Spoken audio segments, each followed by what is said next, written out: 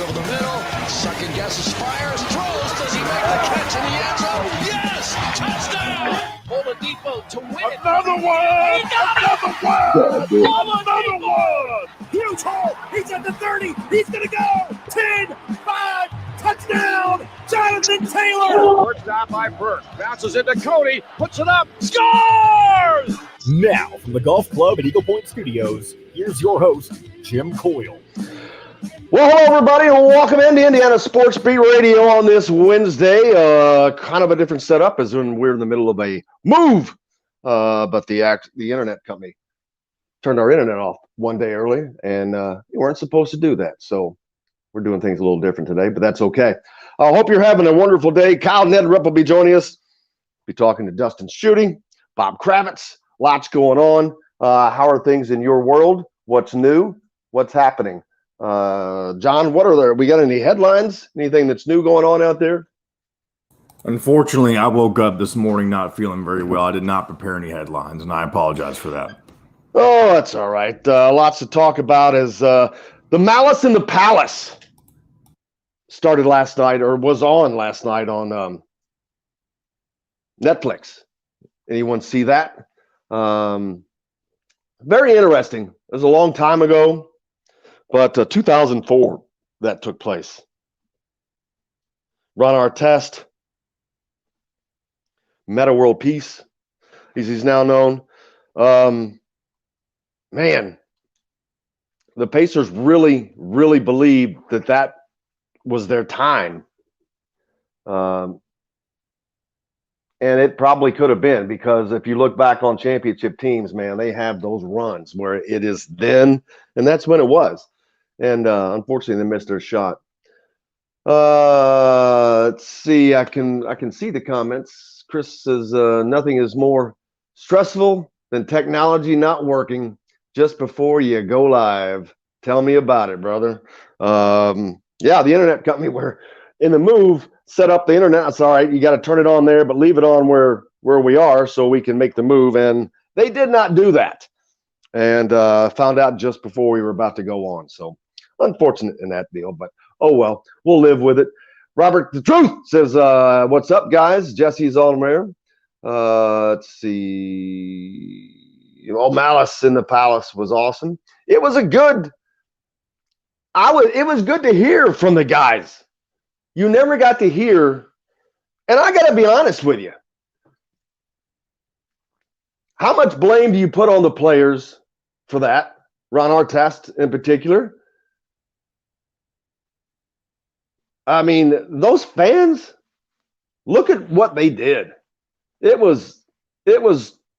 not allowed to be involved in that. How many people did you see dumping stuff on guys, throwing stuff at guys? Where in society is that allowed?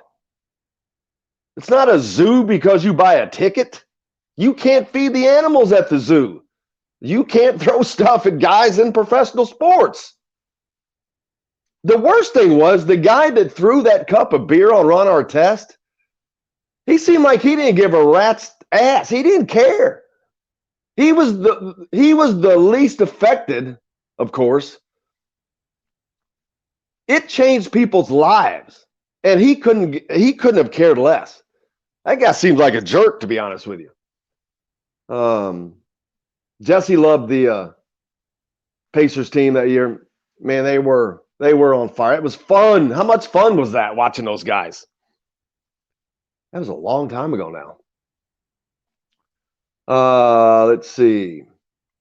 John, I'm going to let you handle the comments still without having a computer. I can see them, but it's a little easier if you do it. I don't have to reach across and do all that. But looking forward to talking to Kyle Neddenriep today. One interesting thing that someone was talking about early on is Nebraska released some alternate jerseys for when they play Oklahoma. And apparently they're very ugly. Nebraska fans are not happy about them. And it's I'm going to try to get those pulled up here, and we can take a look at them for ourselves. I saw someone talking about ugly jerseys, and I didn't know exactly what they were talking about. So, but yeah, well, a lot of fans did not like Indiana's salute to the military jerseys. And they weren't supposed to be fashionable, man. It's a salute to the military. So how great are those supposed to be? But yeah, it'll be interesting to see those. Looking forward to talking to Kyle Neddenriep. You know, throughout the years, the Trester Award has been something that guys long to win. When you go to the IHSA Final Four, it used to be just one. Now I think they give out 4 of them.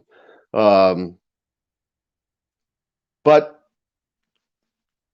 he was the first commissioner of the IHSA. But he did not allow black schools or parochial schools to participate in the. He is credited with basically being the father of the IHSA basketball tournament, which is to the nation's envy. But he did not allow Catholic schools, did not allow black schools to play in the tournament. So and he was commissioner for 31 years, I believe. So look forward to talking to Kyle about that as that picks up steam. I mean, that award has been around for a long, long time. Obviously, Pat Graham won it. I know from back in the day, but we'll see how that goes. The Colts extend Chris Ballard and Frank Reich. We'll talk to Bob Kravitz about that through 2026. IU basketball, of course, off to the Bahamas. So plenty to talk to there. Here's a picture of those alternate uniforms. Well, Jennifer says they are ugly. Oh my God! No wonder. It looks like. Oh man, those are horrible. Oh man, I cannot. Those are overalls. Holy funny. That's funny, man. Especially when they're going to probably get their behinds kicked by Oklahoma in those uniforms. Yeah. They're going to say, take your farming butt back home. Wow. That's funny. All right, That's funny. Break. All right, let's take one.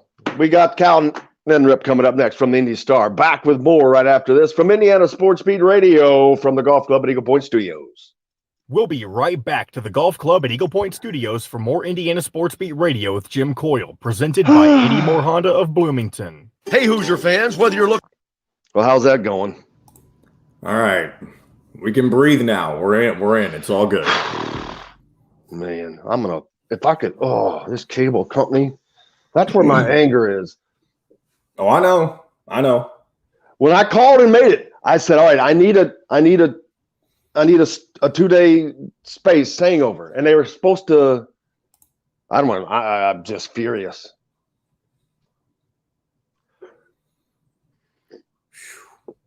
Oh my God. So are you going to be tomorrow? You'll be in your new apartment or wherever it is, condo? Yes.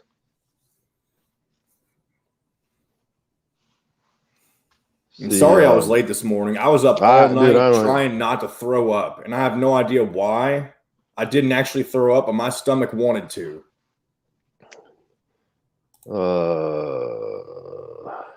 Yeah, I'm not going to be at practice today. That sucks. Sorry that I had to announce that. I almost threw up on I know we're not on the air, but YouTube can hear us talking. So that's all right. Everybody knows I've got an ulcer, so what's the difference? And this is why I have an ulcer. This show? Well, no, just everything that's going on right now. I got you. Plus, your daughter's moving out. Well, I'm moving. I got to move her. Just running all this, doing the show, running Rivals. Yeah. Brian. A lot of people commenting on the delay this morning. The delay of starting the show. Brian's interested in our technical delays. Yeah. Right, here's Kyle. Hey, Kyle. How are you, brother? Hey, what's up, Jim? Oh, you don't even want to know. I'm in the middle of a move, and the internet company was supposed to leave the internet on as I made the transition for 2 days. Yeah. They didn't. They just cut it off, and I found out this morning right before we went on the air. Oh, ouch. Yeah. So I'm actually on my phone. All right, I'm going to go ahead and bring us in from commercial. Hanging with friends or on the golf course, Sam's Restaurants has multiple locations and something for everyone. Sam's Restaurant in Fishers has homemade coffee cakes and much more. Sam's Place in Broad Ripple has wings, tender steaks, and seafood. Sam's Ale House in Carmel and on 86th Street in Indy have a long list of craft beers and all of the right foods to go with. Plan a day on the links at Eagle Point in Bloomington, then stay for dinner at Sam's Clubhouse. Sam's Restaurants, professionals in the art of food and drink. Today's guest is brought to you by Reynolds Family Dentistry of Sillersburg. You need $1 million smile for those championship photos, and that's exactly what you'll get with Reynolds Family Dentistry.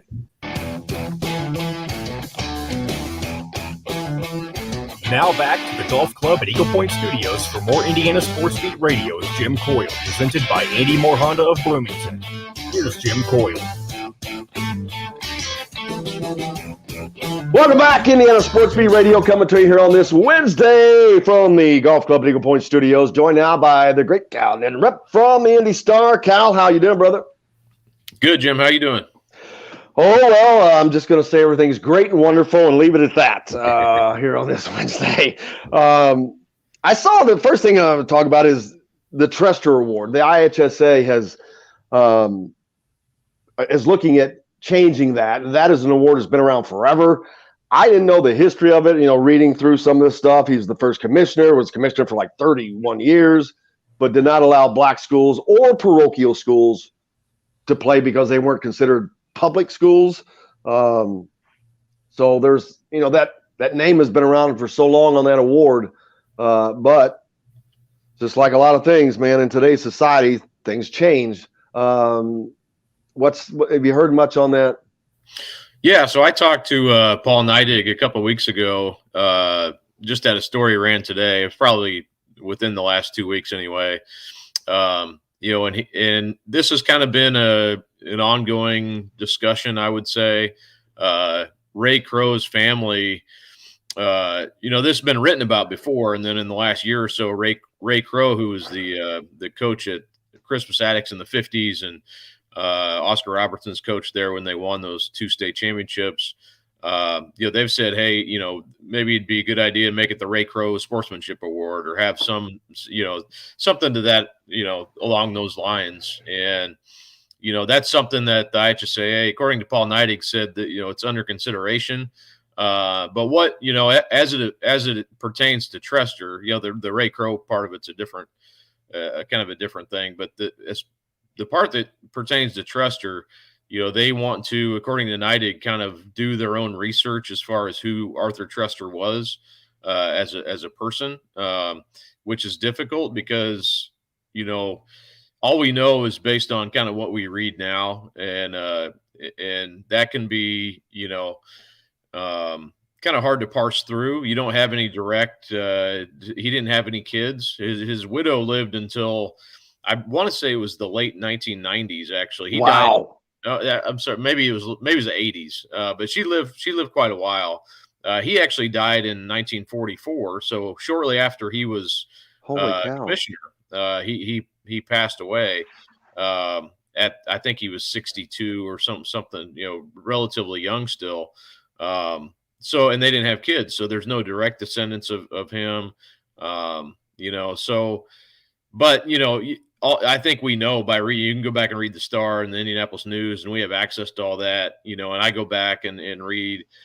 He was considered kind of definitely a king, a czar, whatever words you want to put. He was in charge of the IHSA, and he had very strict rules on all kinds of different things.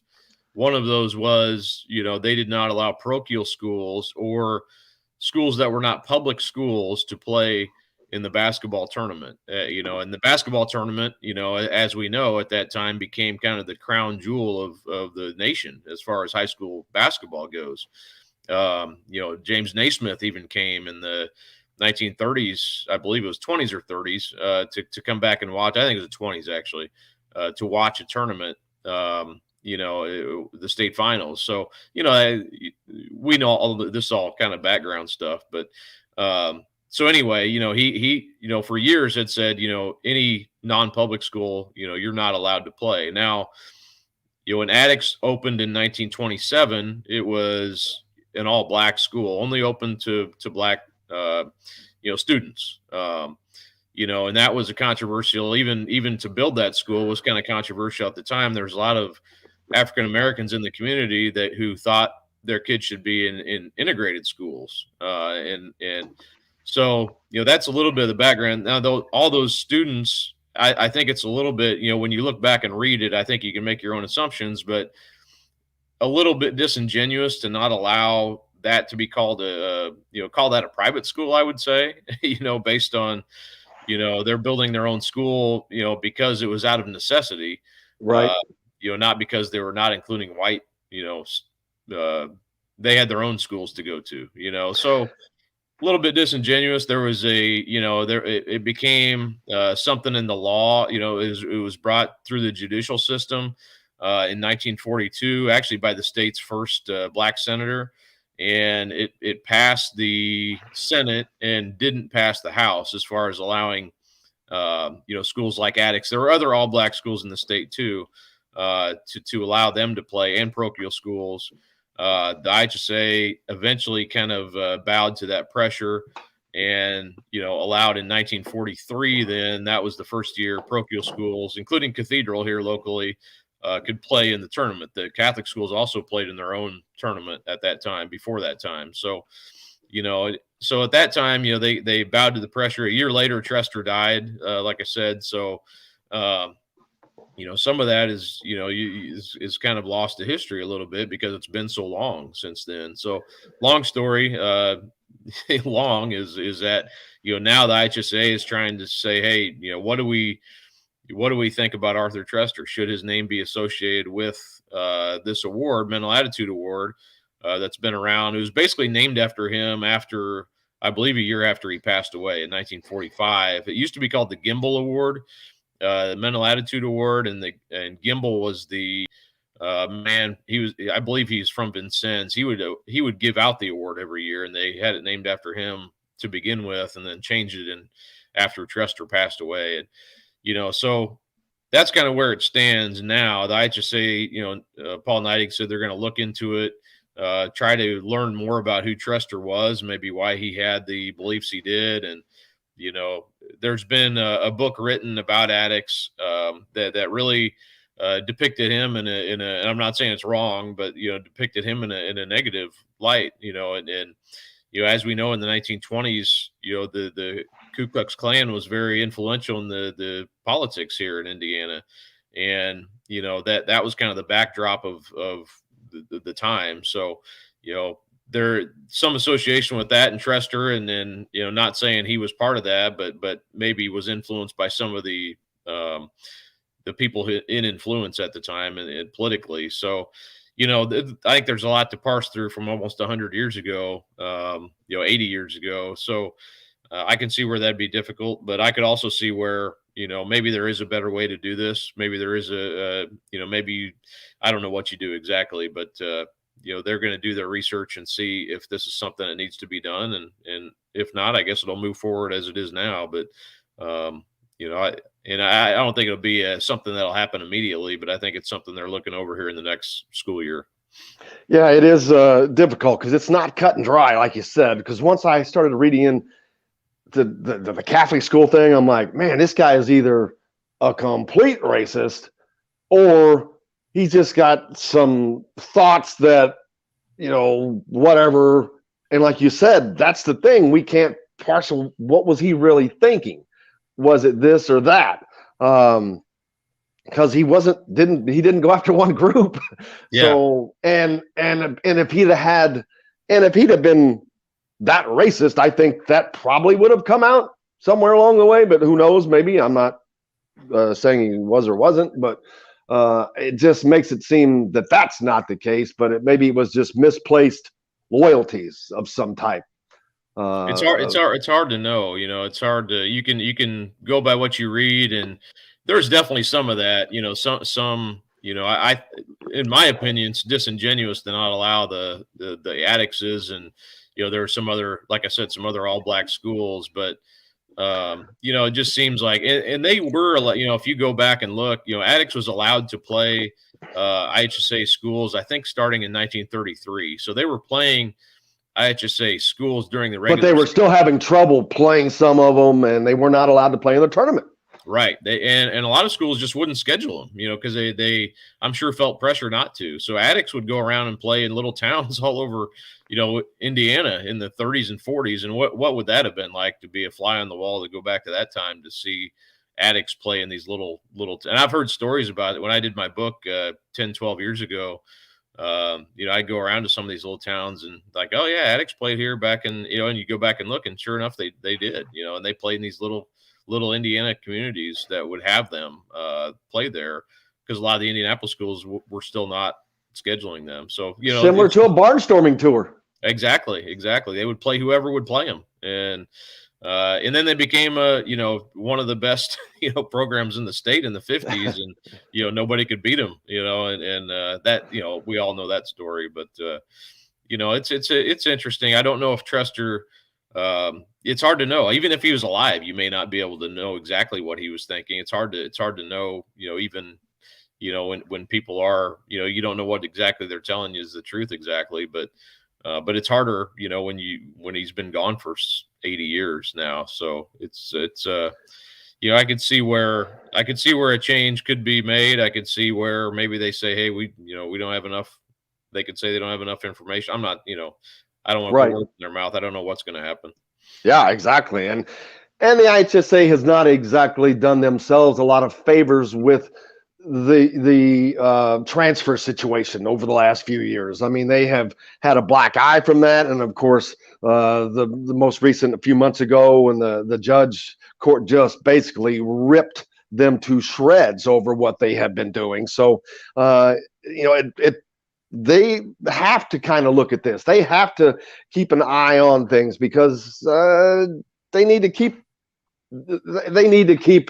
the thought of them being out for the best interest of the student athletes. And I don't know that everybody in the state thinks that the IHSA does that at the moment. Yeah, I mean, there's no doubt. I can, having covered IHSA and different situations over the years, there's definitely been times where I've wondered, what are you thinking here, and why is this being done? And you look at a very similar transfer situation, and nothing, there's no investigation, no anything. Kids just allowed to play. That's where things get confusing. I know we've talked about that before, but it's just, sometimes it looks like apples to apple comparison. One kid's allowed to play and another one's not. And that's kind of frustrating, I think, for people. And also too, and I'm talking to another parent, really here in the last few days about their own son's situation. And he's allowed to play limited eligibility, JV, and it's his frustration is, we didn't, as a parent, we didn't really know, we filled out the paperwork. Kids got, again, it's kind of a long story, but he's got a reason to transfer. He's not even a varsity, competitor at this point, hasn't been a starter anyway. He's varsity, but not a starter. And he plays a position that's not really prominent.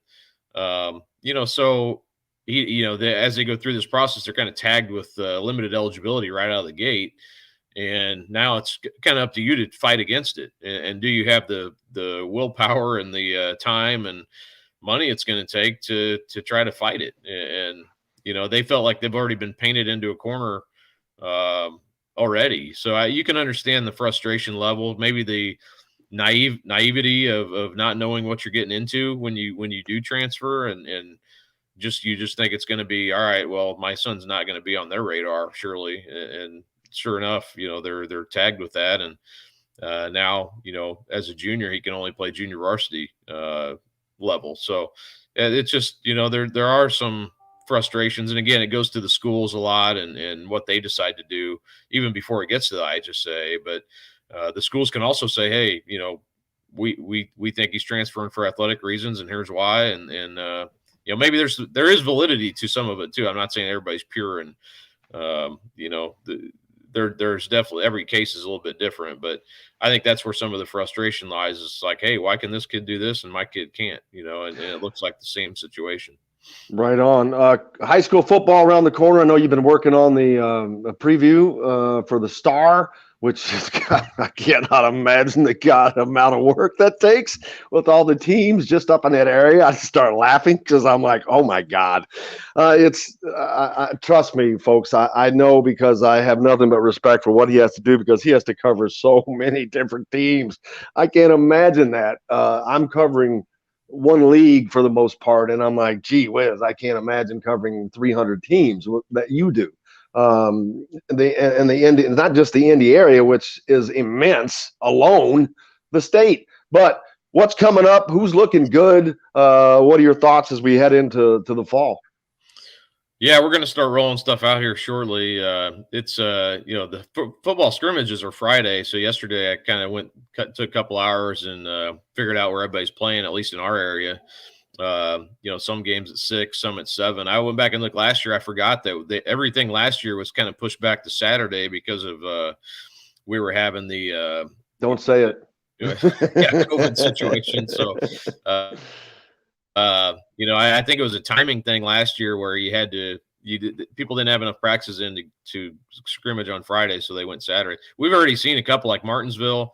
They can't scrimmage because of a COVID situation. I think down your way, Jeffersonville, they're going to have to miss their first game. So it's just I can't believe I didn't think a couple months ago we'd be talking about this, but we're kind of back to worrying about color-coded maps and positivity rates. And from a personal standpoint, my son's Little League team, they got bounced yesterday, unfortunately, in the Little League regional, but they were having to go through testing and testing every couple days. If you weren't vaccinated, if you were, you could test once and then be out of it. But they were kind of going through that, so that was hanging over their head for a few days too. But it's kind of scary a little bit where we're at again. I think now, though, if you are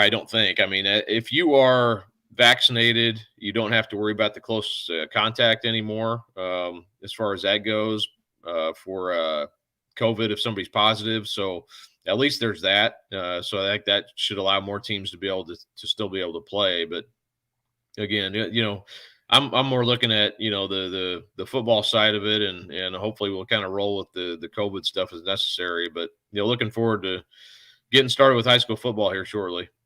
Absolutely, can't wait, man. Can't wait to talk about it next week when you come back on. Looking forward to it. Hope you have a great week, and we'll see you next Wednesday. You bet. Thanks, Jim. Cal Neddenriep from the Indy Star here on Indiana Sports Beat Radio on this Wednesday. We're back with more Dustin Schutte right after this from the Golf Club at Eagle Point Studios. We'll be right back to the Golf Club at Eagle Point Studios for more Indiana Sports Beat Radio with Jim Coyle, presented by Andy Moore Honda of Bloomington. Whether you're looking for... Oh, mama. You could hear the music when we came back, right? Yep. In that first break? Okay. Just wanted to make sure. That was one thing I was concerned about. Oh, Brian, if you're still on, man.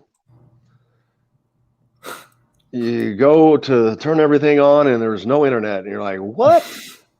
And it quickly dawned on me what they did. They were supposed to leave it on for the switchover. And also, what was the topic of that? I know it was about inequality in the IHSAA, but what was the overall kind of thing for that? The Trester Award.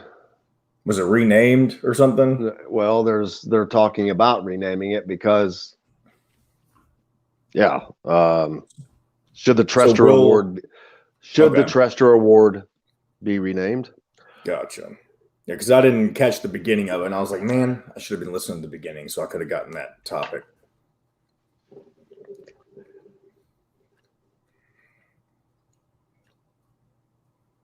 Prilosec. That's for you.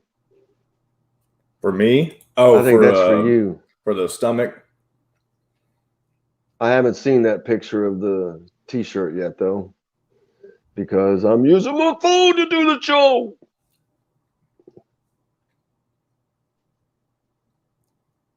Yeah, I'm the kind of person, my body, whenever I get sick or maybe it's just my mind more so than my body, but I do not like to vomit. I try to keep from doing that for some reason. It's We'll probably talk about this a little. to do that. We'll come back and talk about this later with Forrest's comment. That's to the Palace. We'll do that in the 10 o'clock hour. Make sure we do that. Oh my God. Dustin, he didn't say he would be late, but he said, I've got to get a story out on this film, diving into the Big Ten, canceling the season, then I'll be on. So I don't know if he's going to be late. That's what he sent me about 10 minutes ago. Okay. He should be on shortly, I'm sure. I need a bottle of Malox or something. What time will you be in your new place today? No idea. What time? Well, I mean, like, I didn't know if you had to be in by a certain time. The move has begun. Oh, I gotcha. All right, we got 20 seconds. Front-wheel drive lease for just $180 a month, or a new 2021 Honda Accord LX front-wheel drive lease for just $270 a month. Andy Moore Honda Bloomington, Bloomington's #1 Honda dealer. Come see us at the all-new Andy Moore Honda, now in Bloomington. This segment is brought to you by Andy Moore Honda of Bloomington. Now back to the Golf Club at Eagle Point Studios for more Indiana Sports Beat Radio with Jim Coyle, presented by Andy Moore Honda of Bloomington. Here's Jim Coyle. Welcome back on this Wednesday. I had to think for a second. Yesterday I was watching, what was it? I forget what the name of that podcast was. I was watching, someone had posted it, but they were talking about Indiana. We were talking about the Big Ten East and the over and under numbers. Indiana they were using the William Hill numbers, and that put Indiana at 7.5, I think, wins for the season. And Danny Cannell didn't take it. And I'm like thinking, yeah, I'm all over that. If I can find a bet for that, I'm jumping on that. I think Indiana is the absolute bottom at eight wins. I think they should win 9. We'll see. That's a tough ask. Dustin Schutte, as Dustin joins us, just talking about Downfield Cover 3 podcast or something like that. Does that sound right? Downfield. There's multiple Cover 3, Cover 2. Cover 3 podcast. Or something. Yeah. Well, with Danny Cannell and those guys. Yeah. I was watching that yesterday. Someone had posted that, and they were talking about the Big Ten East. And they still don't. Even Danny Cannell, who loves Indiana, wouldn't pull the trigger on a 7.5. The over-under did not go over on the 7.5 wins for the season. I'm like, man, I see 8 wins as a bottom for Indiana. If they would, I would be shocked if they won less than 8 games. Not only because of the talent they have. Now that it can't happen. You have to go to Iowa. You've got to go to Michigan. You've got to go to Penn State. You've got to play Ohio State. Those are 4 easy potential losses. No doubt. Mm-hmm. But I think they have to win one of those games, period. And I think Michigan is one that stands out to me. I think that they can win at Iowa, to be honest with you. But I don't think that I don't think they're going to lose to Cincinnati. I'm sorry. I think that Cincinnati is good, but they haven't been tested like Indiana gets tested week in, week out in the Big Ten Conference. These teams that are good, that are all right. North Carolina is the biggest joke to me right now. They are so overrated. They were overrated last year. They got up to 5th in the damn poll only because they play nobody, because they're in the ACC, for God's sake. They play nobody. And why in the hell why are these posters falling in love? Is it Mike Brown? Because North Carolina is simply not that good of a football team. Yeah, I think a lot of it has to do with the fact that Mac Brown is there, the fact that they did win some games last season. They're continually improving. I mean, you kind of look at the trajectory of North Carolina, and it's kind of the same as Indiana. And I'm not saying that one's better than the other. But if you put Indiana in that ACC conference, Indiana would be winning everything except for beating Clemson, maybe. Correct. I agree with that. And when you look at the recruiting that they've done too, they've also seen an improvement that direction. So those two programs to me are very similar. The thing that I like about Indiana is kind of the way their schedule falls. You mentioned it. You get Iowa week 1. If you're going to play Iowa, you want to play them in September. That's a good thing. You play They lost their 2 games last year. They lost in the very beginning of the season. Exactly, before they went on that 6-game winning streak. And then you have Spencer Petras, the quarterback at Iowa, who he had some solid games last season, but he hasn't played in front of a big crowd before. So even though Michael Penix is coming off that injury, I think that's an advantage to Michael Penix because he knows what it's like to play in front of a big crowd, whether that's at Memorial Stadium or somewhere on the road. He has that experience. Spencer Petras doesn't have that experience. He's taken some snaps behind Nate Stanley, but those were not meaningful snaps back in 2019. So I think that's an advantage. Then you play Cincinnati. Again, Indiana hits them at an advantageous point in the schedule because you haven't been beaten up. If that game was scheduled, you look at Wisconsin, they play Notre Dame in late September. They play Army a few weeks, I think in October. I'd have to go back and look at the schedule. But that's when you don't want to play these games. And with the Big Ten schedule, teams have been forced to kind of schedule some of these non-conference games in the middle of the season. The nice thing for Indiana is you catch Cincinnati early in the year before you've gone through the grind of a Big Ten season. You get them before you play Penn State, before you play Michigan, before you play Ohio State. So that's a positive. You should be relatively healthy going into that game, and I think that they'll win that game. So you're talking about if you're able to start 3-0, and then you're able to get Rutgers, Maryland, let's assume you get Purdue and Michigan State, that puts you at 7 wins right there. So, and I think they're a better football team than Michigan. So I would be shocked if Indiana does not hit 8 wins in the regular season. I think that the Big Ten is going to be tougher this year than it was last year. I mean, Ohio State's still good. Penn State's going to be really good. That's going to be a hard game for Indiana to win on the road. We talk about that Iowa game. Iowa's going to be probably a 4.5, 5 point favorite heading into that game. So there are no gimmies, but with what Indiana has returning, with what it brought in staff-wise, with the transfers that are coming in, with Michael Penix back to 100%, I see an 8-win team at least, and I think they could scratch the surface of 9-10 wins this season. I do as well, because like I've said over and over, there's not a team on their schedule that they can't beat, and I include Ohio State in that. I include Penn State in that. Penn State is probably, I'm going to put them next to Indiana as the second strongest team in the Big Ten. We don't know exactly what they're going to be like, but they're going to be strong. And because they've got their quarterback returning, right? Yeah. Sean Clifford's back. They got a new offensive coordinator in Mike Yursich. Yep. He's been there is this his 4th season there? Sean Clifford? I'd have because to go back he came in. He and Peyton Ramsey came out of high school at the same time. I believe they had that rivalry going on. So now you're talking about they've got an experienced quarterback. I mean, Indiana or Penn State could theoretically supplant Ohio State. Ohio State's quarterback, we don't know what they have there. I mean, everybody thinks that it's going to be Ohio State, and it probably will be. But it's not insurmountable that Penn State beats them. It's not insurmountable that Indiana beats them. They get them at home. But the season plays out. But the Big Ten, the preseason rankings, the coaches' rankings came out. Indiana's number 17 in that. And they're playing number 18 Iowa. A top 20 matchup to start the season. I don't think that has ever happened in program history. Another first for Indiana. Right. So there's that. And then 3 games in, you've got number 10 Cincinnati. And if Indiana wins on the road, wins their next game, that could potentially be a top 10 matchup.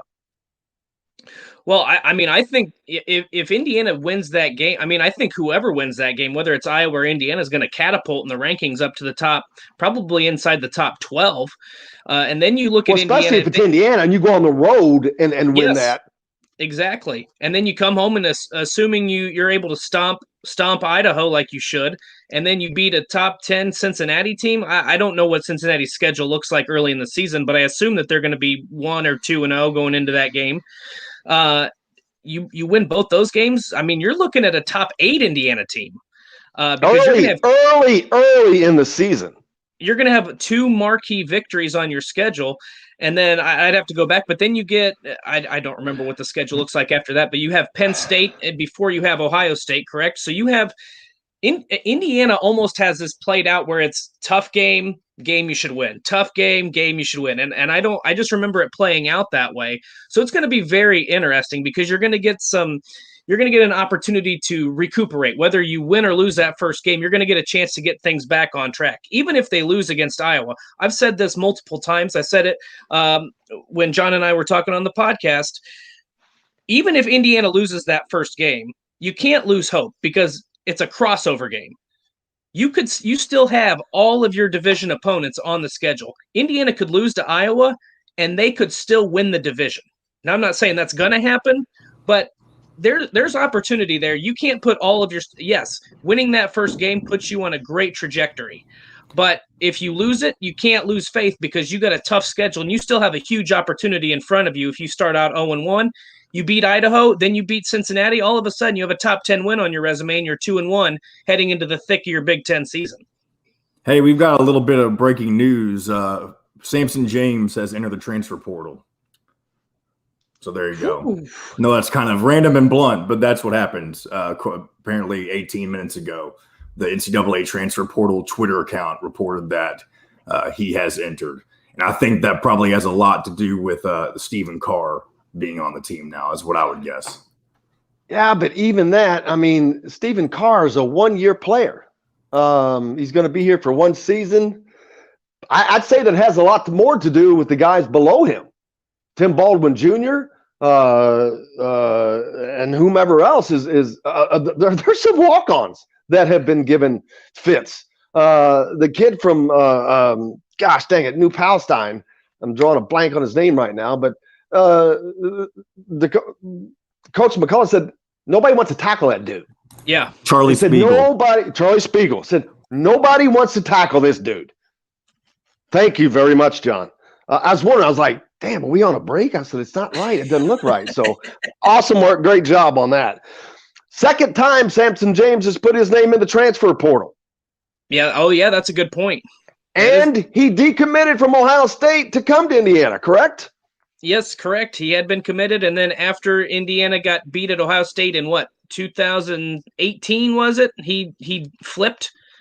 He flipped to Indiana. So, I mean, that's a lot of mind changing, man. That's 3 times already. Yeah. And because why things aren't, I don't know. I don't know the scenario, the situation there, obviously, other than the obvious stuff. But when you flip once and now you enter the transfer portal and then you come back, now you're in the transfer portal again, and you do it in fall camp, that may be the strangest of all. I mean, that's kind of unusual, man. Yeah, he can go. Can he go anywhere right now and suit up? I believe he has to go through the process of getting, if he wants to have immediate eligibility, he'll have to get a waiver because I believe, was it July 1st? A waiver from whom? Yeah, July 31st. There's a deadline to enter your name in the transfer portal and be grandfathered in under that policy where you can transfer and that be applicable to the one-time transfer rule. Because basically they don't want somebody playing, just as an example, they don't want somebody playing for Indiana halfway through the season and then switching to Michigan. To transfer to Michigan, to transfer to Purdue or wherever, and then you've got that entire team's playbook and their tendencies and all that, their schemes, all that stuff. They don't want that to happen. So my guess is he's going to have to sit out this season because we're 18 days away from the first kickoff.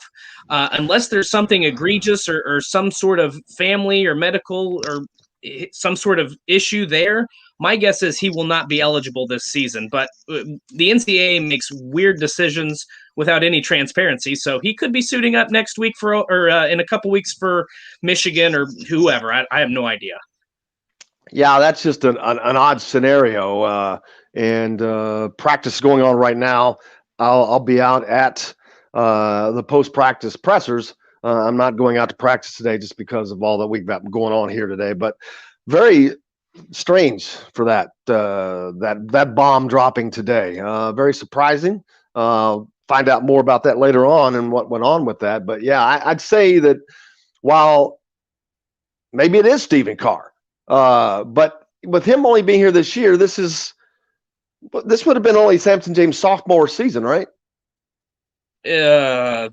Third year, 2019, 20, and but he gets the extra. And he gets the extra year. But you got to remember, he's coming in. I don't remember what his ranking was, but he was a 4-star guy. He probably thought when he was coming to Indiana, I'm going to carve out a starting role for myself early on, and then I'm going off to the NFL. And right now, you're starting to see guys. I mean, this is when you start to develop and look at your depth chart. This is when things. So if he's number 2, or maybe like you said, Tim Baldwin, David Ellis, some of these other guys, Charlie Spiegel, who knows what the running back room looks like.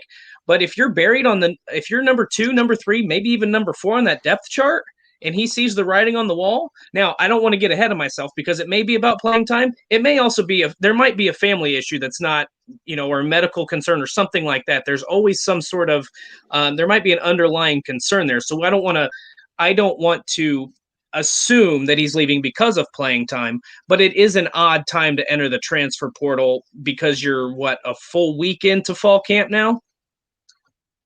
Right. So you never really know, but it is worth noting that he did do this after the 2019 season that he entered his name in the transfer portal? I thought it was the beginning of wasn't the beginning of last season started? It might have been way before the season or after the season, after the other, in between the seasons. But regardless, it is what it is, and it doesn't matter. You got to go forward. I find it ironic with the fact that you've got a new coach coming in that is obviously bringing great things from the NFL that came from a Super Bowl winning team. You're going to have differences go, when you have new staff, sometimes people don't jive with that. But what's coming up next for you, man? We've got our series out. We're going to do our Crystal Ball series. Ryan O'Gara is going to be in charge of that. He'll have every team predictions as to where they finish and what their record's going to be. I'll have a story out hopefully tomorrow about Mike Yursich, the new offensive coordinator at Penn State, and what he brings. I think there's an interesting deep dive into some of that stuff. And then obviously all the news, we'll have stuff on Samson James entering the transfer portal and all the news breaking in the Big Ten as we get closer to the start of the season. Yeah, I've noticed a lot of teams that Indiana is playing, a lot of changes in those teams. You look at Purdue, new defensive coordinator. Look at Michigan, new defensive coordinator. You look at Penn State, new offensive coordinator. So a lot of differences for the teams on their schedule. They're making moves to move up. Jim Harbaugh has to do that. I watching that podcast yesterday, I was like, man, they still are carrying Michigan over a lot of teams. They're seeing Michigan is Michigan still. And that's the thing. People still see Michigan as Michigan even when they're down, and they still see Indiana as Indiana even when they're up. And until those things become more of a constant, that's not going to change. Yeah, I think you hit the nail on the head because you look at the front of the uniform and then the winged helmet with Michigan, and you just assume they're going to win 8 games. I don't think that's necessarily the case. I mean, I think Michigan can be anywhere from a 6-win team to a 9-win team. It just depends on how that new staff meshes because Michigan always recruits well. They always have a ton of talent. They're always going to be one of the top 4 or 5 teams in the Big Ten in terms of overall talent. But the last couple of years, it just hasn't looked right, especially last season. So I assume they're going to be better, but I see a 7 or 8 win team out of Michigan this year. We'll look forward to that, but hopefully none of those wins come against the Hoosiers when they travel there. I think that's going to be an awesome game. Those games are always good. And I really believe that Indiana can go up there and win for the first time since 1967. That would be interesting to see. What would that do to Jim Harbaugh if he loses to a team 2 years in a row, an Indiana team, and a team that hadn't lost 2 periods since 87. If they lose at home, hadn't lost to them since 67. That is the changing of the guard there, maybe a little bit. Yeah, it probably depends on if Indiana, I don't know where that falls on the schedule, but let's say Indiana walks in there at 4-4 and they beat them. November. That's going to look a lot different. So if Indiana's 5-4 or 4-4 or something, that's not good. But if Indiana walks into that game 7-1 or 7-2, something, then it may not be as big of a deal. As long as Indiana or as long as Michigan would be competitive in that game, they can't get beat by 40 points or like they did last season. And Jim Harbaugh expect to keep his job, but we'll see. It's going to be a fascinating year because there's some coaches on the hot seat this year, and they all need big seasons. Absolutely, brother. Well, I appreciate it as always. Look forward to doing it again. Have a great rest of your week. Thanks, Jim. Always a pleasure. You bet, buddy. Thank you. Dustin Schutte from Saturday Tradition. Make sure you give him a follow. We're back with Bob Kravitz from The Athletic here on Indiana Sports Beat Radio on this Wednesday, right after this. We'll be right back to the Golf Club at Eagle Point Studios for more Indiana Sports Beat Radio with Jim Coyle, presented by Andy Moore Honda of Bloomington. Hey, Hoosier fans. What's up, man? Well, hello, Bob Kravitz. Just talking about you. You see, the saw that. Recent, yeah. So we could talk about that. We could talk about. I saw the documentary on the Pacers Pistons brawl, and I talked to the 2 producers. Oh wow, that's awesome! I got a story coming out on that. And, that is awesome. I watched that last night, and it's good. It's good. It was very interesting. It really is. Yeah. I mean, Ron Artest is half crazy, but he's half right, probably. Yeah, I still blame Artest more than I hold others culpable. But it's really interesting. It's an interesting piece. There's some new footage. So if you want to talk about that that's cool. Absolutely. The quarterback situation with Ellinger and Eason, whatever you want to do. Indiana, yeah, that's absolutely. The malice is the great, all that stuff. Perfect. Indiana just lost a running back. The guy entered the transfer portal. Samson James. Samson James. Okay. Just entered the portal for the second time. Well, I wonder why.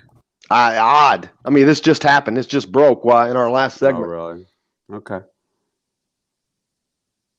But I'll find out about that later. Yeah, and the golf tournament, I think I should be good for the 20th. I don't know with 100% certainty, but I will let you know as it gets a little closer. Right now, I would say sure. Cool. Yeah, it's close. It's up in your neck of the woods. No, it's a Heartland Crossing, I thought. Where southwest side or something, she said? Yeah. I live up north, but yeah. Well, it's Indianapolis, man. It's all the same to me. It's okay. Indianapolis. It's up there. All right. Oh man, I'm moving today. Oh yeah.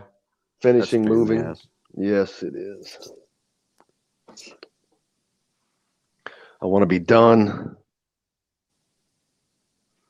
I should have just paid people to do this. Yeah, that's what I always do. Whether I can afford it or not. All right. Excuse me. Coming back from break. Multiple locations and something for everyone. Sam's Restaurant in Fishers has homemade coffee cakes and much more. Sam's Place in Broad Ripple has wings, tender steaks, and seafood. Sam's Ale House in Carmel and on 86th Street in Indy have a long list of craft beers and all of the right foods to go with. Plan a day on the links at Eagle Point in Bloomington, then stay for dinner at Sam's Clubhouse. Sam's Restaurants, professionals in the art of food and drink. This segment is brought to you by Sam's Family of Restaurants. Fresh, local, family.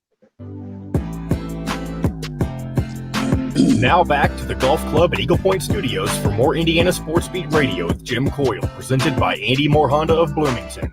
Here's Jim Coyle. Welcome back on this Wednesday, joined now by the incomparable Bob Kravitz from The Athletic. Robert, how are you, sir? I'm splendid. How are you? Oh, I'm just, if I was any better, I'd be you. Yeah, well, we had our I just want to publicly thank everybody for coming out to our golf tournament yesterday. Had a blast. We raised a lot of money for ALS, so everything went great. And my deepest thanks to everybody involved. I'm sorry I didn't get to play in that, man. I want to play in that. Next year, for yeah, sure. I won't be moving next year. Lots going on up in your country. Frank Reich and Chris Ballard, new contracts through 26. So the Colts Jim Irsay wants to put that stuff aside and say, hey, this is my team's on the field, I guess is what he's saying.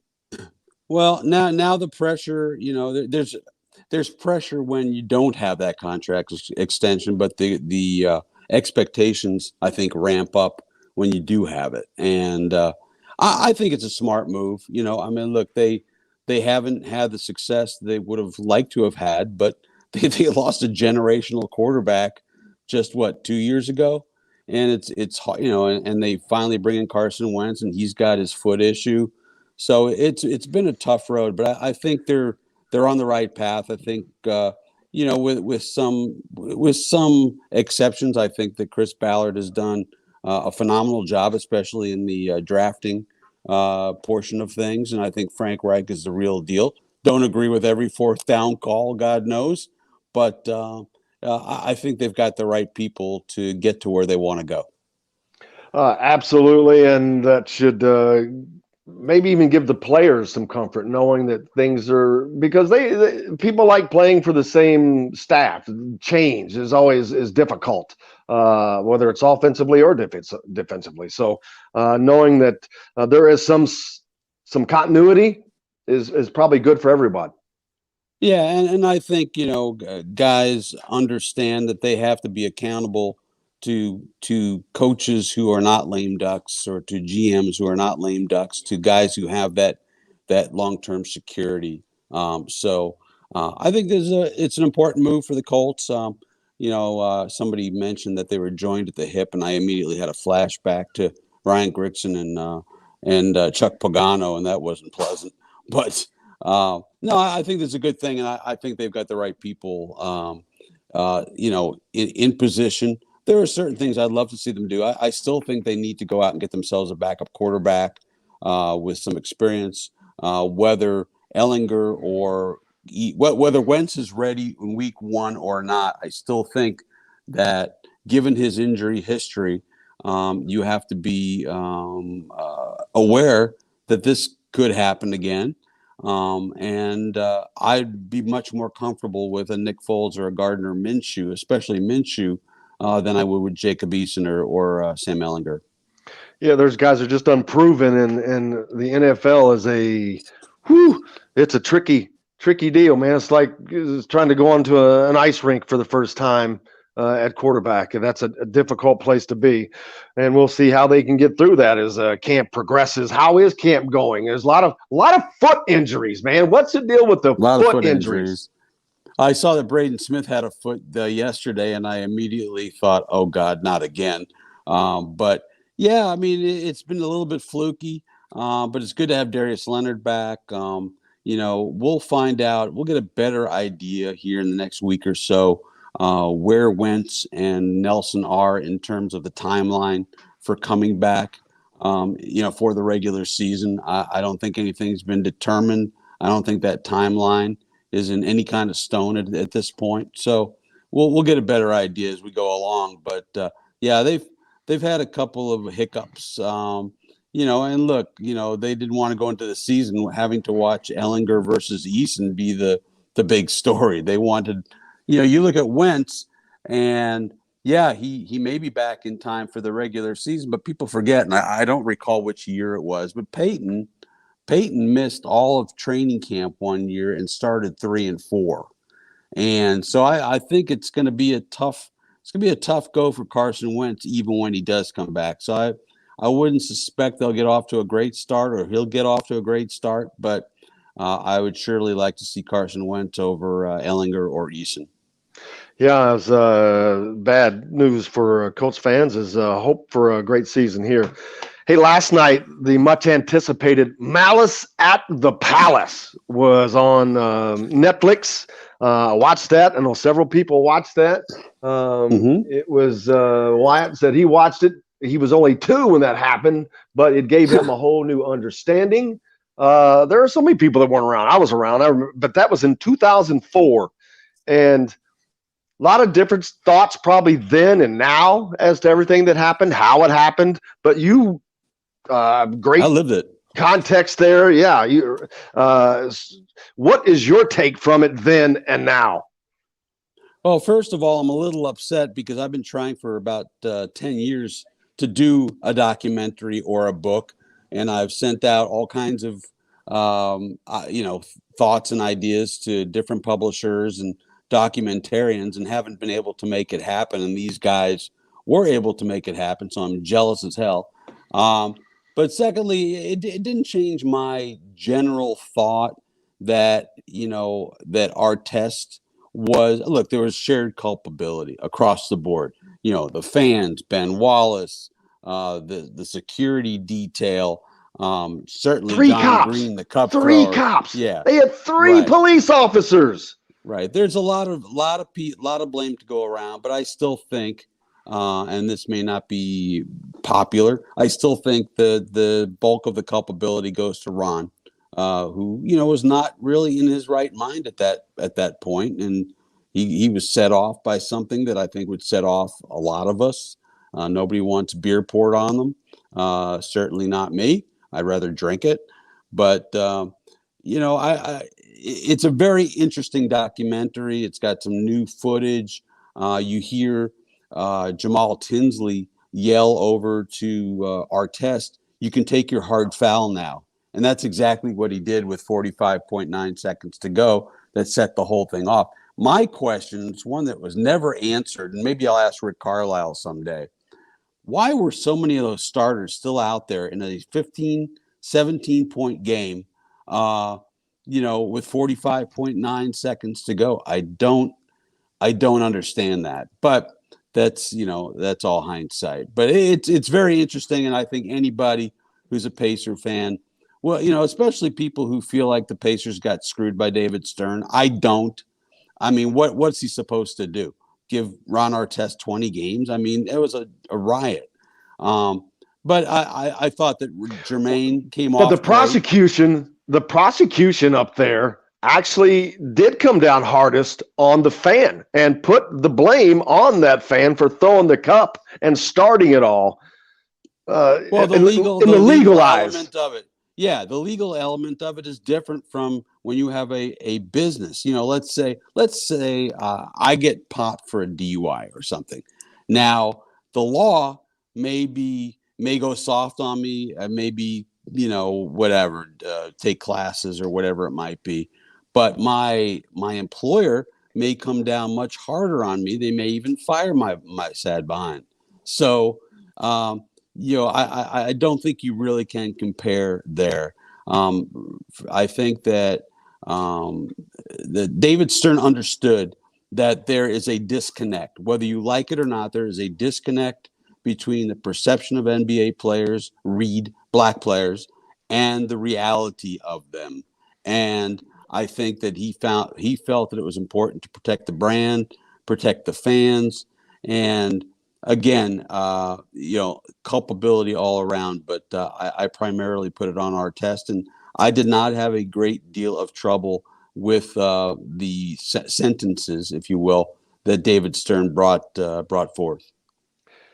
Jermaine that makes me O'Neal, unpopular around here.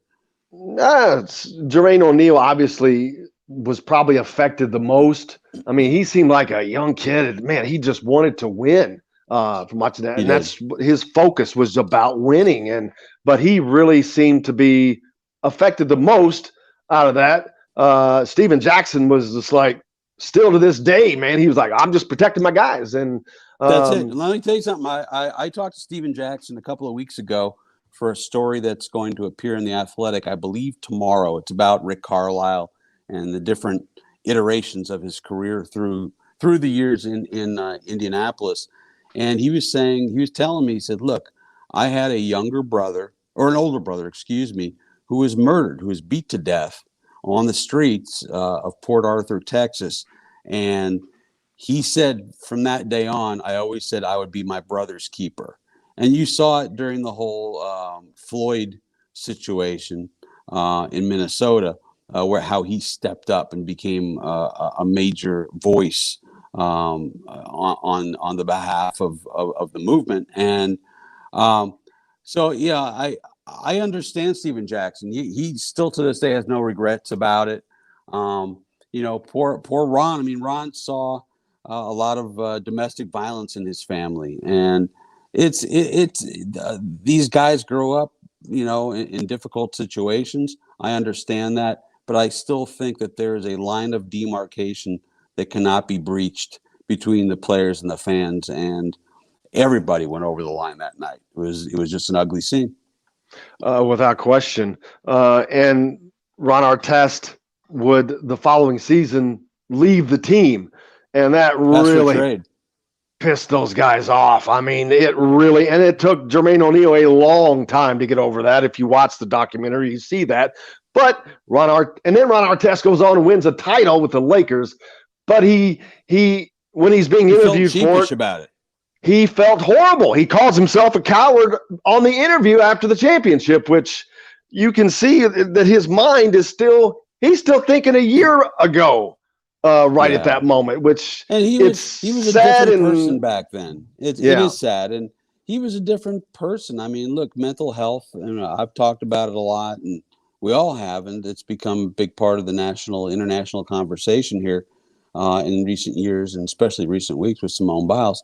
It's a tough deal, and he was a different person in Indiana than he was in Los Angeles, and I remember when the Lakers came into Indy, and Ron and I had a pretty good talk because I was tough on Ron, but I also knew that he had issues. The big reason I was tough on him was he wasn't addressing those issues, at least not to the point where it was making a difference. And yeah, when he asked for a trade, and remember after the brawl, Larry Bird in the front office took a picture for the front of Sports Illustrated of them together, and then for Ron to turn right around and say, "Nah, I don't want to play here anymore." That was the straw that broke the camel's back, and that's when they said, "We got to make a change." Yeah, and that's something that he regrets, but he does.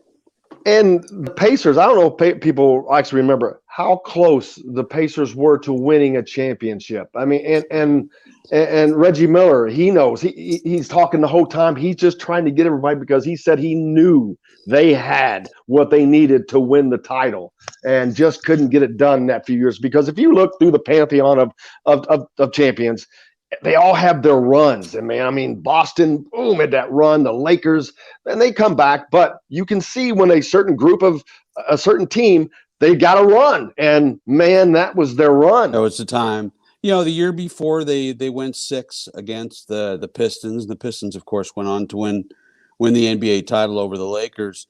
That was a team, that was right there. I mean, I think they were the second best team really in the league. And going that year, they were just loaded for bear. I mean, they started the season, I think 6-2. They were just beating the living hell out of the Pistons. In fact, in this Carlisle story that I think is appearing tomorrow, Dan Burke, the former assistant coach, said we were taking their heart away. And I think that's the case. Look, games in November aren't necessarily statement games. They usually aren't, but I thought that one was, and it all went by the wayside when the beer cup hit Ron Artest. Yeah, and there's only 3 cops down there, and one of them was about to mace either Artest, and with Reggie Miller standing there, and had no idea who Reggie Miller was, who's only 6'9" and one of the biggest stars in the NBA at that moment. Yeah. How in the hell do you not know who Reggie Miller is?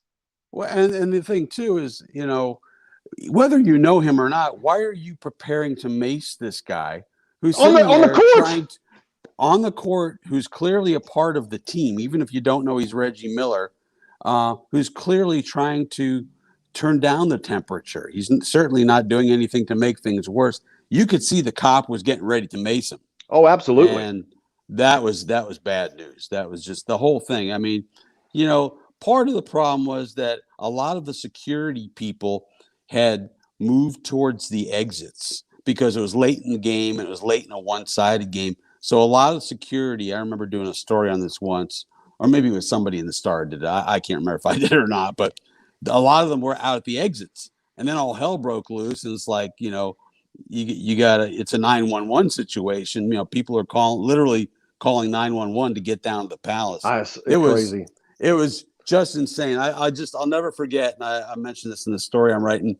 I was reading The Hungry Green Caterpillar to my 8 or 9-year-old daughter, and the game was late. It was a blowout, and I was kind of paying half attention. And then I saw all hell break loose, and I was like, honey, go to bed. put yourself to bed.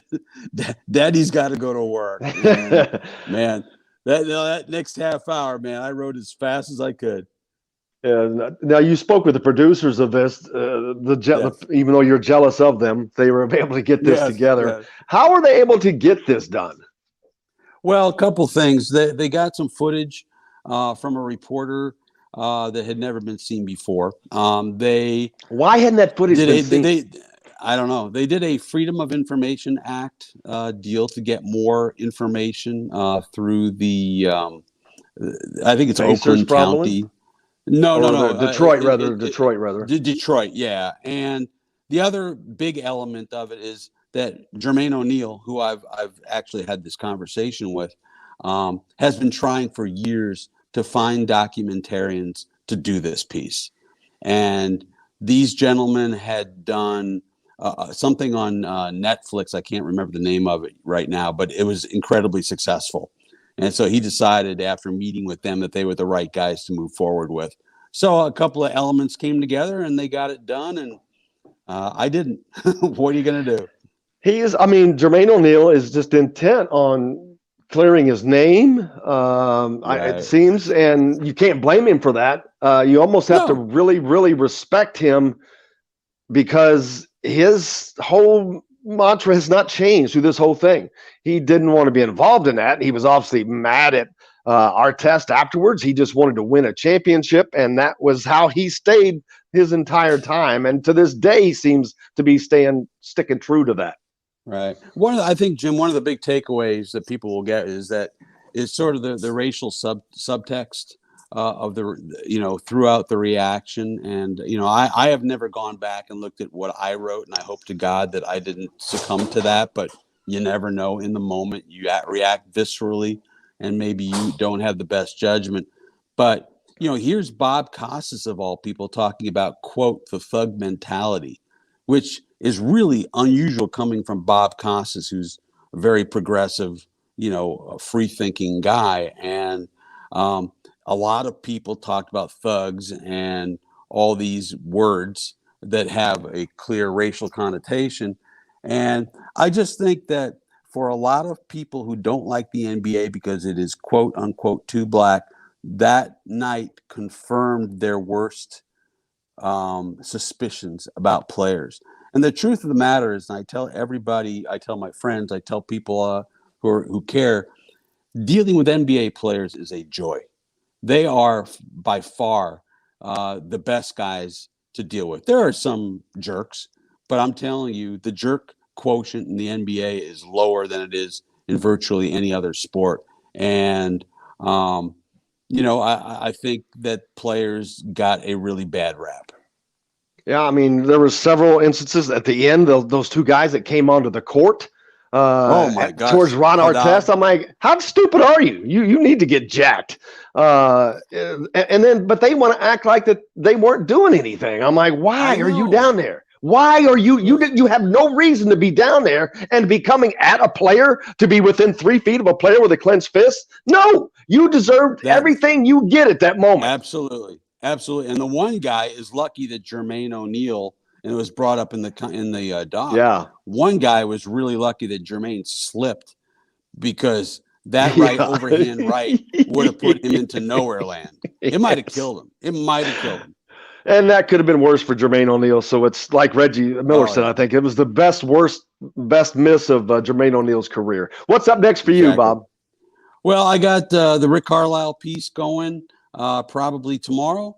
I got a piece also about the brawl and talking with the producers, and we'll stay on top of the Colts. And I would write about IU, but nobody can actually see their basketball game. So, well, we'll be down there for you. But yeah, that's going on in the Bahamas, but no action there. But appreciate it. Are you out at Colts camp today? I am at Colts camp today. I'm headed out to practice right now. Enjoy it, brother. We'll see you soon. Have a great rest of your week. Okay, same to you, buddy. Take care. Thank you, sir. Bob Kravitz from The Athletic. Make sure you give him a follow. I do. And we've got lots more coming up here on Indiana Sports Beat Radio right after this. We'll be right back to the Golf Club at Eagle Point Studios for more Indiana Sports Beat Radio with Jim Coyle, presented by Andy Moore Honda of Bloomington. Whether you're looking for... I put in the comment section for people to send in their questions, and we can talk about whatever it is they have in mind. Or you can talk about whoever it may be. Basketball now, Robert. And I also have there's a few more Woodson clips we didn't get to the other day if you want to use some of those, but there's only a couple more. So yeah. And then you'll have one more commercial break after this segment as well. Man. Frank, this stupid camera level out. Is that even better or not better? I can't tell. I think you're fine. I think it's fine. It's driving me nuts.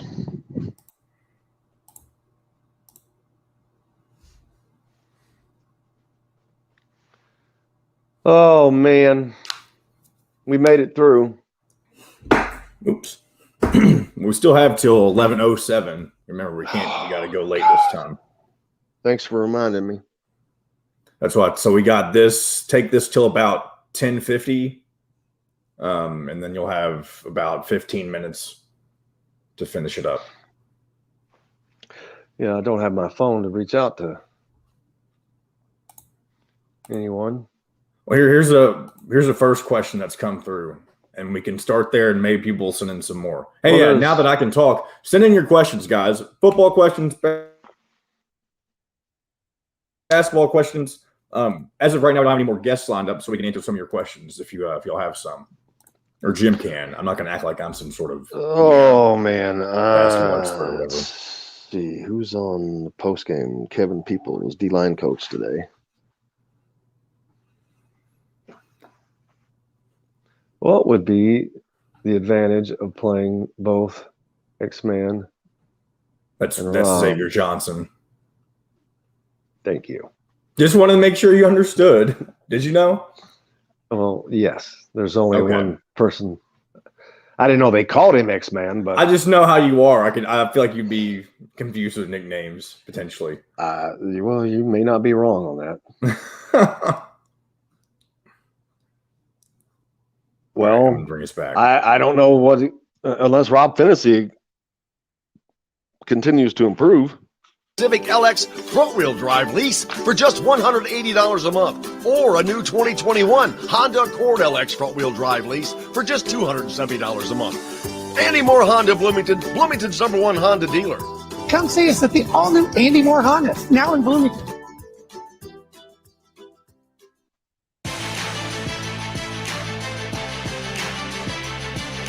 Now back to the Golf Club at Eagle Point Studios for more Indiana Sports Beat Radio with Jim Coyle, presented by Andy Moore Honda of Bloomington. Here's Jim Coyle. Welcome back. On this Wednesday, we have hit the midway point of this week. Man, a rocking show today already. Cal Neddenriep, Dustin, Schutte, Bob Kravitz already on. And now we got questions. Chris Lewis wants to know what would be the advantage of playing both Xavier Johnson and Rob at the same time? Well, it's a good question because Rob Finney's got to improve. Real experience is what he's talking about, but do you need both of them in there at the same time? Both of them are experienced. This is all guessing right now until we see what they have. Because we don't know right now. as they're down in the Bahamas. They're trying to find that out themselves. Who is going to mesh best with whom with this offense? I know we've been talking to Brian Walsh last week when he was on. He talked about using Race Thompson. I've talked about that. And just getting this offense tempo, man. They are going to be coming at you. Positionless basketball. You heard Trace Jackson Davis talk about that earlier in the week on the presser before they left for the Bahamas, that they're all focusing on doing different things, expanding his role, getting out on the perimeter, not shooting necessarily, but getting out there. Miller Kopp is going to be I think Miller Kopp is going to be an important part of this team. He's one of the guys that up till now we have heard that has hit three-pointers pretty consistently. So that's something this team needs desperately. I'm not sure if I'm answering your question, Wyatt, but it's a different question. We're all excited to see how this team has improved, but who is your one player, your one most excited to see their improvement under Woodson? Christian Lander. Easy. Because he's going to be here the longest. He has a lot of raw talent and can a point guard that is electric and going to be around for a couple of years is of great importance. It gives you consistency, some continuity. But I guess really Trace Jackson Davis is your quote unquote star, and he has a high ceiling yet. He hasn't tapped into shooting. He hasn't tapped into using his offhand. So I guess truthfully, Trace Jackson Davis, to be honest, because he needs to improve the most. That's not right, a correct statement. Not improve the most, but he needs to show improvement the most. That's how that should be. He needs to show improvement the most because he's the impact player. He's the guy. He's the guy that everybody's going to focus on. The defenses are going to kind of set on them right now because that's what everyone knows about Indiana is Trace Jackson Davis. We don't know, is Xavier Johnson going to be the guy? Is he going to get to the rim? Is Miller Kopp going to be the guy? Is he going to be draining three-pointers and drawing people out? Is Race Thompson improved on the interior? There's so many ways to go. Parker Stewart, is he going to be out there draining threes? Until we see this team's makeup and who is doing what, we don't really know. But answering your question, I guess I said Christian at first, but Trace Jackson Davis actually has to be that answer because he needs to be the guy. Be the guy. But that's a guy that needs to improve. He needs to improve. We know that. His shooting and his offhand. So let's see that. Ross, Miller Kopp has to be his defense. I got to use my glasses, guys. I keep forgetting. Has to be up his defensive effort. Woody made a comment about that the other day. D or not play. Yeah, everybody has to play defense. And I've heard about his shooting, but if his defense is lacking, that hurts. So if you're giving it both ways, then it's a wash, and you're not really helping the team. So we'll find out more with these games in the Bahamas on who played well defensively, who played well offensively, who's showing greater improvement. I'm looking forward to seeing, going back to that question, was it from Wyatt or someone? I am looking forward to seeing what Trace Jackson Davis has done with this offseason under Mike Woodson, on his own. Wyatt asks, no, that's the last question. Miller Kopp, let's see, so we're through. Are we up to date? Yeah, we're up to date. Sorry, I put the other one up because you were referencing it again. Okay. Yeah, no worries. But yeah, it's until we see, all we've done, we've heard and heard and heard, but we haven't heard a lot. And until these two games are going to show a lot, the statistics will show some. Who's going to play the most? What's the rotations going to look like? Very interesting there. The type of rotations Mike Woodson uses. Trace and Race with Miller Kopp, Xavier, Rob, Parker Stewart. I mean, you can start integrating. He mentioned Trey Galloway the other day. Surprising to me as someone who has done well offensively. Shocks me because I did not see an offensive game at all from him last year. Now, I can't blame a lot of people for last year's efforts, but even some of that, I would think you have to take off of the players and put on them at least. But that was an interesting thing to hear, that he has improved so well offensively. I'm wondering about Anthony Leal. What is he doing? What has he done? Where is he going to fit in? Is he still on the outside looking in a little bit, trying to get up to speed? A lot of new faces in there, man. A lot of new guys. Parker Stewart, like I said, we did not see him at all last year. Probably a good thing they saved that eligibility to be better used now. But that's a guy that could be one of the offensive leaders of this team in listening to Mike Woodson. Not necessarily is. Could be. Do you find it interesting that Mike Woodson went ahead and said that Trace Jackson Davis is pretty much locked in as a starter? And obviously people would assume that, but I feel like it's not very typical to hear a coach say that anybody is guaranteed to be a starter. I agree with that. And no is my answer, because Trace Jackson Davis seems kind of precarious. I don't want to say he needs to be propped up, but right now he's the guy for this team. So Mike Woodson is either trying to give him that confidence to be the guy. Maybe that's how he sees that he needs to affect Trace Jackson Davis and give him that confidence that, hey, man, you don't have to worry about that. What you need to be worried about is this: your shooting, your offhand, this, that, and the other thing.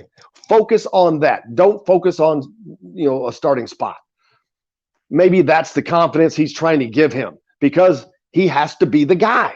He has to be the star. He is the star of the team. And if he is wanting and expecting to go to the NBA after next season, he's going to have to improve on what he has done in his time in Indiana thus far. So I think that Mike Woodson has given him that confidence. Got another comment. This one's from Tim. He says he wants to see Jordan Geronimo's improvement. I feel like we don't talk about him very much. Well, we don't. And I don't know where his skill level lies. We have no idea. Does he have – we know he's a great athlete. That's what we know about him. He's a great athlete. Would he be here now? I'll be honest with you. I don't know. Probably not. I don't think that he would be here I don't think Mike Woodson would have recruited him, is my honest answer to that. I don't know what his role is going to be. I don't know what he's like offensively. I haven't seen a thing from him. We haven't been able to see him do anything offensively. He kind of reminds me of daggone it, a few years ago, 6'7", Freddie McSwain. He reminds me of Freddie McSwain. He's a smaller version of Freddie McSwain, which is tougher. He's 6'6" as opposed to 6'7". What's his role going to be? I mean, he's a tweener, man. He's got hops, but are you going to be able to guard a 6'8" guy with those hops? Are you going to be a defensive specialist? Does he have some offensive skills? There's some questions there with him, and I don't know what they are. Will we see that in the Bahamas? Be curious. Ross says his hope is that Trace Jackson Davis can finally step out and make a few shots. Durr at the 5 might help that. Well, Trace Jackson has to do that. He's not going to play inside in the NBA. The NBA, we've talked about this, the game is becoming more and more positionless. We talked about guys like Kevin Durant who can bring the ball up the floor. Mike DeCourcy, we were talking about the Olympics, how many different guys, Draymond Green, were bringing the ball up the floor. Have you ever seen Trace Jackson Davis bring the ball up the floor? No. He needs to develop that skill. That's the one thing about being tall early. You learn to play a tall position early. Where a lot of guys sometimes have growth spurts. They start out as a guard. They have some skills. That's something that Trace Jackson Davis is going to have to develop. Jennifer asks, this is why Trace Jackson disappoints her. It's all about her, and she doesn't feel he is all in for IU basketball. No, she's saying it's all about, I get it. It's all about him. Yeah, there you go. Yeah, my bad, Jennifer. I don't know that it's I don't know that it's all about him. I think that he hasn't had the right tutelage. Let's just be honest. I mean, I'm sorry. This previous staff, they sucked. They were horrible. Absolutely horrific. I'm never going to say anything other than that. Horrible, horrible development, horrible recruiters, horrible coaches or coach. Horrible, horrible, horrible. Now, do I put all of that on Archie Miller being a horrible coach? No, because the players have to take some responsibility. If you know you need to improve on things, it's up to you to do it. Of all people, Armand Franklin has probably shown some of the most improvement of any of these guys, and he's not here anymore, but he did that on his own, shooting during the COVID season. I put some of this on the players, man. A lot of it. I mean, what happened to gym rats? Going in there and doing what you need to do. You know what you need to do. Go shoot free throws until it is just mind-numbing to where it doesn't matter what's going on, because that's all mental for those guys last year. I promise you, the free throw shooting will go up. That's all mental. And that has to be taken care of. That wasn't dealt with somehow, some way. I don't know, but it wasn't. There's no reason for Indiana to be that horrible at shooting free throws. Trace Jackson Davis knows what he needs to do. You got to practice. You got to start doing the drills that guards do. You have to dribble drills, shooting drills. You have to do everything that, Stephen Curry drills. The things that are difficult. That's what he has to do, in my mind. And I put that on him. Tim likes that Woody said that he is pushing this team to win the Big Ten in year one. That's what he's coaching for. Well, you have to. You have to set the bar up here. So, if you have to set the bar as high as possible, so you can get as close to that bar or at it. If you set it here, that's the bar. Set it as high as possible. Why not try to win a Big Ten? I think they're a top 4 team in the Big Ten this year. It's going to be hard to, again, ascertain until we get some things going. But I believe that this can be a top 4 team. I know fans get all jacked up and think, oh, man, there's still some good teams in the Big Ten. But I don't know. We don't know what some of these teams are. What they have. Hell, we don't even know what Indiana's got right now. So how do we know what Maryland has? How do we know what Michigan State's going to be like? It's hard enough to tell. So we'll have to find out. I think that with the talent and with this coaching staff, they could be a top 4 team in the Big Ten. I think they're a definitive tournament team, making the tournament and starting this process in the right direction. But we'll see how that goes. Wyatt? Let's see. I got to read that off of the big question. He's looking forward. It says, I'm looking forward to see this 4-out offense they've talked about gives spacing to the new shooters and also gives TJD room to work inside. Right. As well as Race Thompson and Durr. See, you've got 2 things that you're going to have shooting this year. They haven't had that in 4 years, consistent shooting. You've got Miller Kopp, Parker Stewart, that we know are shooting the ball well, and whomever else may end up jumping into that category. You've got guys that like Xavier Johnson that can hopefully get to the rim, that can change things. and get Trace Jackson out away. Draw his guy out. You've got Durr down there. You've got Race Thompson down there. You have other options. They have more options. That's something they didn't have last year. They had virtually no options last year. Who was the guys off of the bench? Think about the depth. They had little to no depth. You're bringing in Trey Galloway. You're bringing in Anthony Leal. You're bringing in Christian Lander. You're bringing in rookies. That was your replacement, rookies. And I'm not getting on them. Everybody has to go through that and be a rookie. But that's what they had because they had 2 open scholarships because they wanted to bank on them. Archie wanted to bank those. No, we all know because he couldn't get anybody to take them. But they have depth. And that is going to help this team immensely. You're not losing as much or anything now when you make substitutions. You can do that. You can either send in a Race Thompson or send in a Michael Durr. I mean, you can send in a Parker Stewart or who knows how the rotations are going to be.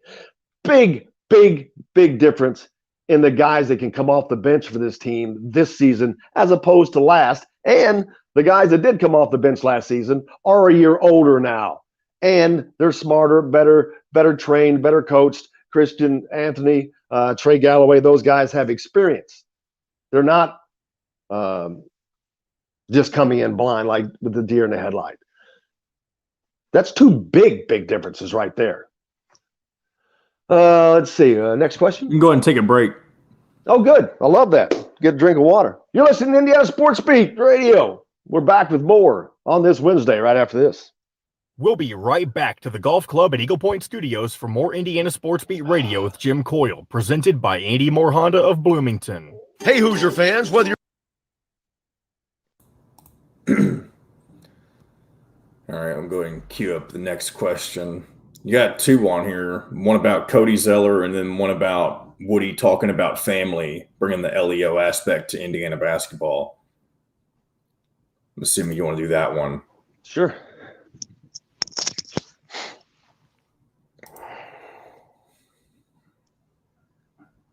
Remember, 11:07. Can I just have about do what? Can I just poof my head and be moved? And that's how I felt whenever I was producing the show and we were moving into this house.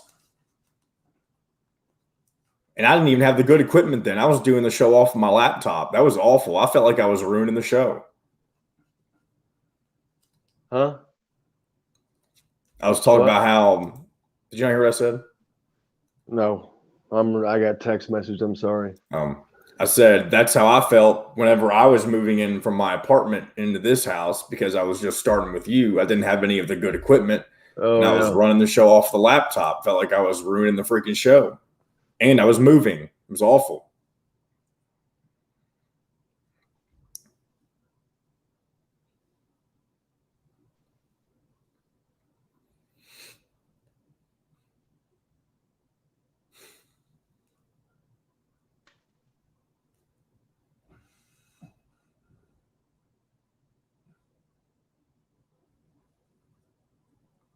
You could hear a pin drop right now.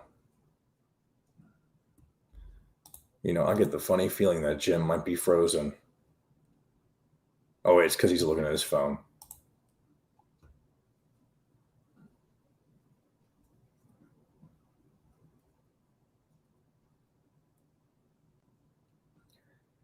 You got 1 minute if you can hear me, Jim.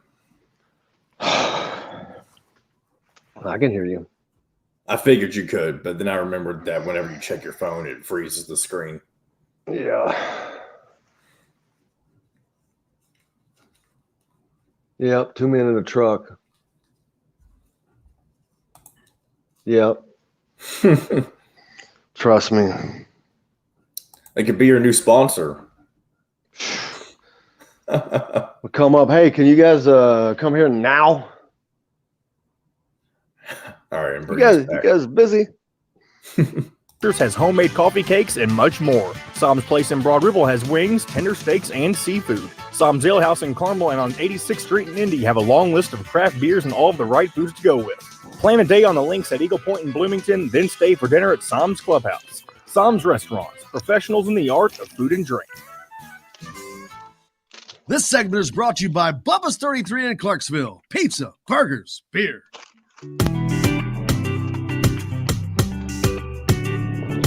Now back to the Golf Club at Eagle Point Studios for more Indiana Sports Beat Radio with Jim Coyle, presented by Andy Moore Honda of Bloomington. Here's Jim Coyle. Welcome back on this Wednesday. Hope everyone's having a splendid day. Gosh, is it hot out there.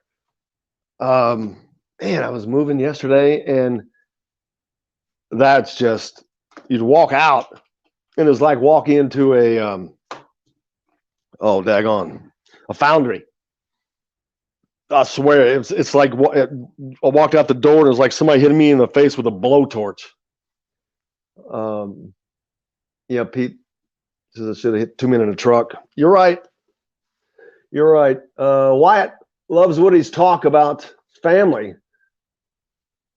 Bring the LAO aspect to Indiana basketball. You can have all that talent, but if you don't play well together, you will suck. All depends on how you mesh as a team. Absolutely. It's funny. I mean, I jerked the camera around. My bad. Coach Allen was talking about, someone asked him about that question of other people using that and how he feels about that. And, he's proud of it. Of course, why would he not be? But I think that can only help. I mean, we've seen what it has done for the football program. And you're talking, like I said, 125 guys, not the amount that 12, 13, 14 guys for a basketball team. But it's just the togetherness. When you're all in it together, we just talked about the Malice in the Palace and how those guys, when Ron Artest asked for that trade, they were a team.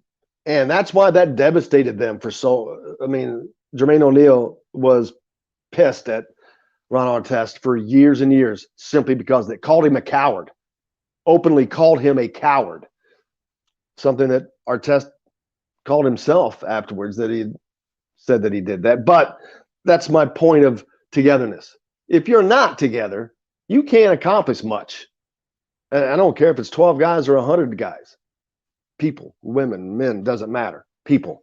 You have to be on the same team or you're going in different directions.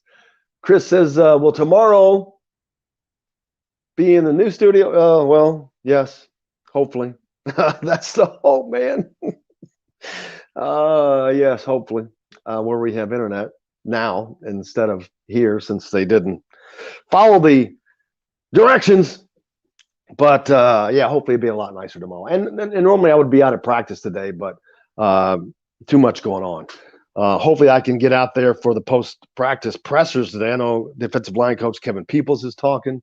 So want to get out there and hear what he has to say. A lot of great things going on.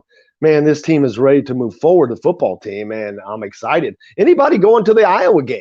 I'm planning on going to cover that as well as many others. I mean, that's going to be a highly attended game from the media standpoint. I can tell you that. It's going to be a big-time watched game.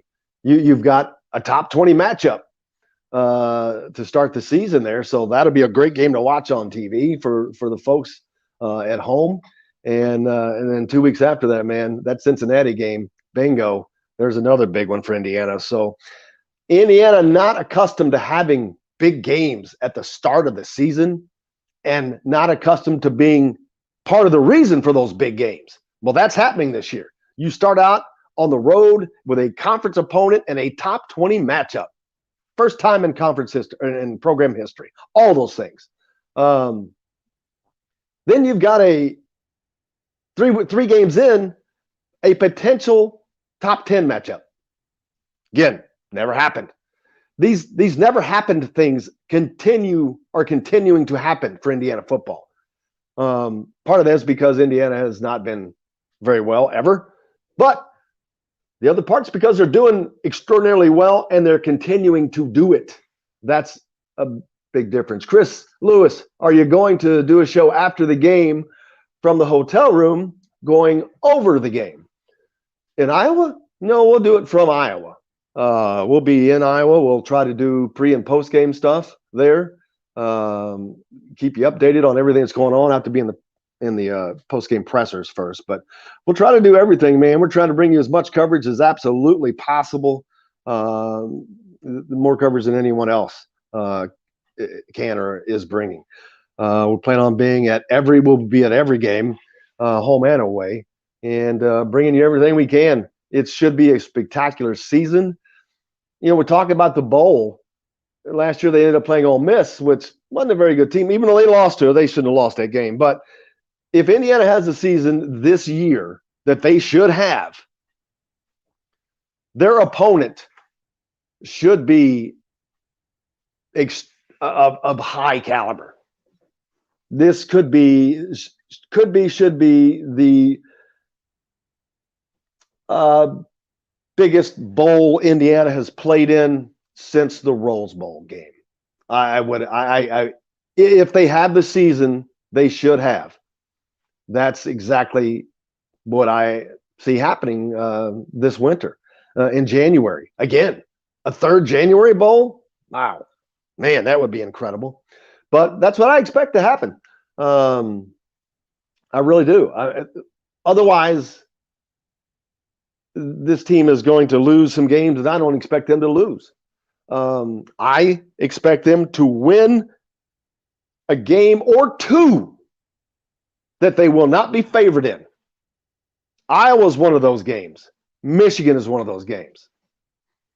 I can tell you right now, I will pick Indiana to beat Iowa and Michigan, both road games. Now, do you think they'll be underdogs against Cincinnati? Do you think they'll be underdogs against Cincinnati? Nope, because if they lose to Iowa, it depends on how that Iowa game goes. It all really just depends on what plays out. Yeah. Yes, but again, I don't think they lose to Iowa. I think they actually win that game. And you can stay on the screen. I don't think they lose to Iowa. I think they win that game. I think they're a favorite over Cincinnati when they come here. But I don't, unless they're undefeated. Well, Michigan's at the end of the year in November. In Michigan, depending on how their year goes, they may not be underdogs against Michigan. They could be favored in that game regardless. Well, it depends. It all depends on everything. If they're 7-1 and Michigan is, I don't know, man. It's going to take a lot for Las Vegas to make Indiana a favorite in the big house. Yeah. I'm telling you. People, I said this earlier in the show, people still see Michigan as Michigan even though they're down, and they see Indiana as Indiana even though they're up. The national pundits. No, you're right. And I really got it when I watched that Cover 3 podcast yesterday. That just really solidified because Danny Cannell is a big Tom Allen lover, but he couldn't get himself to take the over in 7.5 wins. I'm like, really? You think they're going to lose 5 freaking games? I do not, but he doesn't cover them. He's not there all the time. There is no way in hell I see this football team losing 5 games. I mean, and that's crazy to hear anybody ever talk about Indiana football, but give me the 5 games they're going to lose. Okay, you can say Ohio State and Penn State. All right? Okay, we can go there. You could say Iowa, Cincinnati, and then I guess next on the docket would be I can Michigan. say Iowa. I'd say, Iowa, but they're not going to lose to Cincinnati. And then a lot of people think that Maryland could be a trap game. Could be. I tell you, the game after Ohio State. Let's just say they theoretically beat Ohio State. Where do they play Michigan State? Oh, I can't get on my computer. Where do they play Michigan State? Michigan State, I believe, is right after Maryland. Let me pull that up. Where? It is at home. I know that for sure. Well, that helps because Michigan State is. Excuse me. Michigan State is after the Penn State game at home. Okay, that's one to worry about. Mel Tucker's doing a good job there, but I think that they'll handle that fine. Maryland has, I don't understand how they've recruited so well. They have done a really good job recruiting. And so that's going to start to show, I would think. So you got to be weary of them. They had a trap game with them a few years ago, went on the road and got beat down there. And last year's game was close, even though they came out with a win. Well, and Indiana plays so many emotional games. You're playing Ohio State, Michigan State, Penn State. Those are emotional. Purdue. So there's 5. Cincinnati ranked and Iowa ranked. So there's 7 games that are all intense. 7 out of 5 that are really super, super intense, of great importance. You've got to carry that into that Maryland game. You've got to carry that into the Rutgers game. You've got to carry that into the Minnesota game. Now, I think you'll be able to, depending on how successful Minnesota is, I think it'll be easy to get excited for that one. Tom Allen versus PJ Fleck, I think that could be really fun. Depending on how rowing the boat versus LEO. Well, that boat's going to get capsized. Are you saying against Indiana, or are you thinking Minnesota's not going to be very good this year? What are you saying? Indiana will capsize that boat, I think. They play here.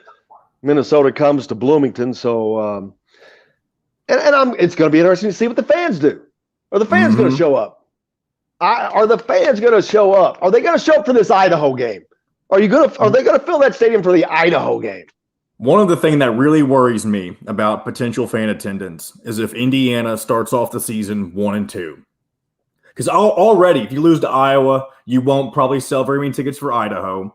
You win that game more than likely regardless, but then you lose. Let's say you lose to Cincinnati. What happens to ticket sales if you start 1-2 and you all of a sudden have to climb back in? And then after that, you probably went on the road against WKU, but then you're also right back on the road again against Penn State. You could potentially lose that game. You could be 2-3. I mean, that's exactly from a fan perspective.